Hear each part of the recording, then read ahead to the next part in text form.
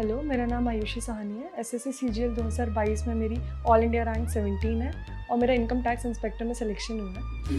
इस वीडियो में मैं आप सबको अपनी स्ट्रैटेजी डिस्कस करना चाहती हूँ और ये भी आपके साथ डिस्कस करना चाहती हूँ कि कैसे 6 महीने में आप आने वाली सीजीएल साइकिल के लिए प्रिपेयर कर सकते हैं खुद को।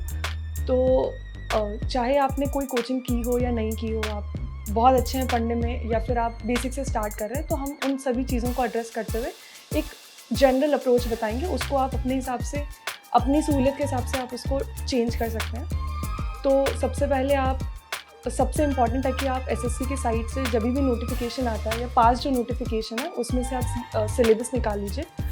ये सीजीएल के एग्ज़ाम 2 फेजेज़ में होती है और बेसिकली इसमें 4 सब्जेक्ट्स होते हैं, मैथ्स, रीजनिंग, इंग्लिश और जनरल अवेयरनेस।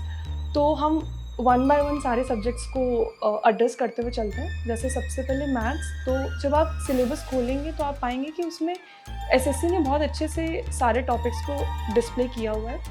तो सबसे पहले आपका ये प्रायोरिटी होनी चाहिए कि आप बेसिक्स कवर करें। कोई भी टॉपिक उठाएं तो बेसिक्स, सीधे पीवाईक्यू आप देख सकते हैं बट आप मत ट्राई कीजिए कि आपसे वो पहली बार में बनेंगे।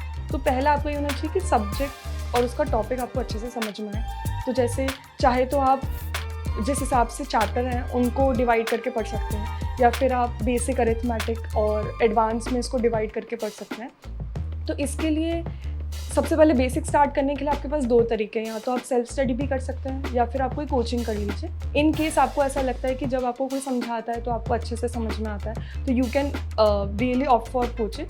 बट अगर आपका मन है कि आप सेल्फ से करें तो आप कुछ बेसिक बुक्स हैं, जैसे किरण पब्लिकेशन की है, पिनाकल की है, साथ में पीवाईक्यू को भी देखते चले।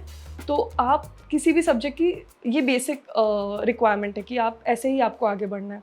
तो जैसे आपने मैथ्स में कोई भी टॉपिक उठाया, से फॉर न्यू नंबर सिस्टम, तो उसके बाद आप उसके कैसे पीवाईक्यू आ रहे हैं, उसके सब टॉपिक्स क्या क्या हैं, किसी भी बुक से या किसी भी वीडियो से, यूट्यूब में भी बहुत सारे टीचर्स हैं, आप उनके वीडियोस देख सकते हैं।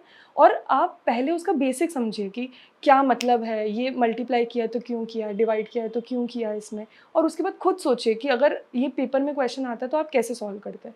फिर धीरे धीरे आप, जैसे अगर आप सेकेंड चैप्टर पे आ जाते हैं, से फॉर प्रॉफिट एंड लॉस, तो आप पुराने वाले चैप्टर को मत छोड़िए, आप उसके भी 20 क्वेश्चन लगाइए, नए टॉपिक के भी 20 क्वेश्चन लगाइए। धीरे धीरे करके आप ऐसे प्रोसीड कीजिए।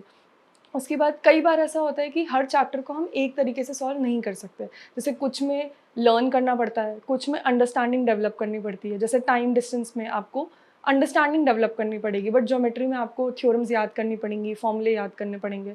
तो उसका रेगुलर रिविजन आप करते चलिए तो आपको बहुत हेल्प होगी।